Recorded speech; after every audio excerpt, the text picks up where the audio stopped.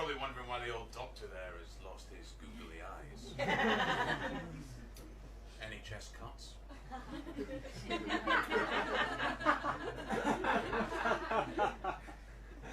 Gotta break the tension, guys. Gotta break the tension.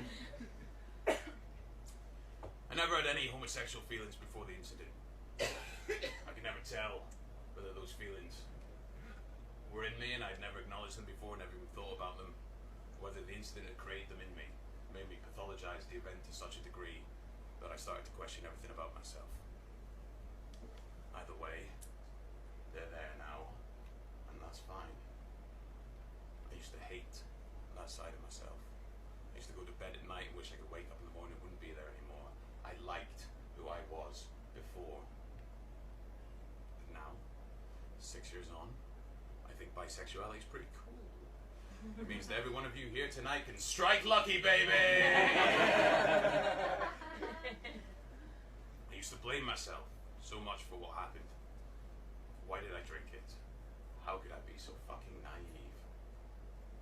My fault, his fault, my fault, his fault, my fault, his fault, my fault, his fault. And all of a sudden 6 years have passed, and I'm not young anymore.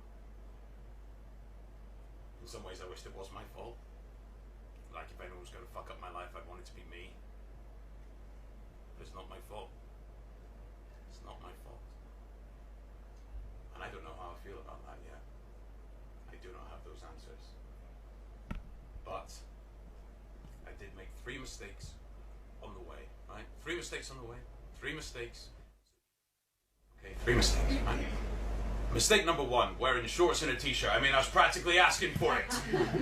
Am I right, ladies?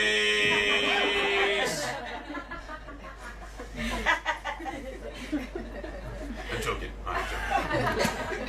Mistake number 1. Mistake number 1. Tying the incident into this idea that I was no longer a man anymore. This idea that I'd been feminized. It's funny. Out of all the things that bothered me, and trust me, there was a lot that bothered me. There was a lot that bothered me. The one thing that bothered me most, and it seems ridiculous in retrospect, the one thing that bothered me the most, the one thing that bothered my monkey the most, this idea that I was no longer a man.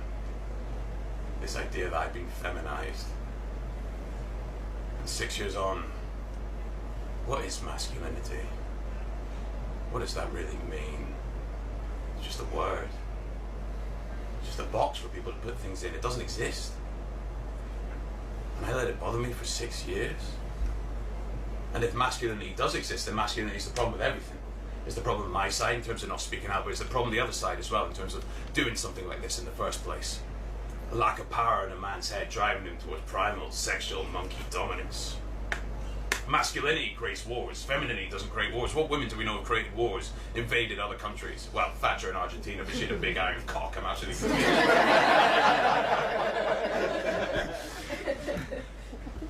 Mistake number 2. I thought that if I stayed silent and kept it to myself, did enough exercise, went out every morning and I ran, and I ate the right food, and I read the right books, and I meditated, that one day I'd wake up and the monkey wouldn't be there anymore. It'd be like a bad breakup. But I've come to realize that this is always going to be a part of my life. The monkey's always going to be there. And instead of fighting against him, I now need to learn to work with him. And that goes 2 ways.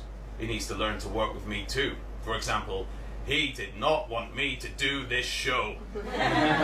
He did not want me to do this show. He was worried people would judge. He was worried I'd tell it wrong. He was worried that people would think I was making up. He was worried that people from my school would come down. He was worried that people who came to see Waiting for Gaddo will come and see this and think, what the flying fuck is he doing? But I had to do it. I had to. And ever since I started doing it, that monkey voice has got that little bit quieter, that little bit smaller, that little bit less aggressive. All the important people in my life know inner judgment has been replaced with conversation, silence with acceptance. And I think of all those tight chests I could have saved, all that running to forget, all the endless therapy, had I just spoken about it sooner.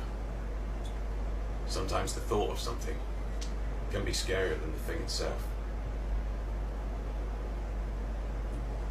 The third mistake was putting this show in the comedy section.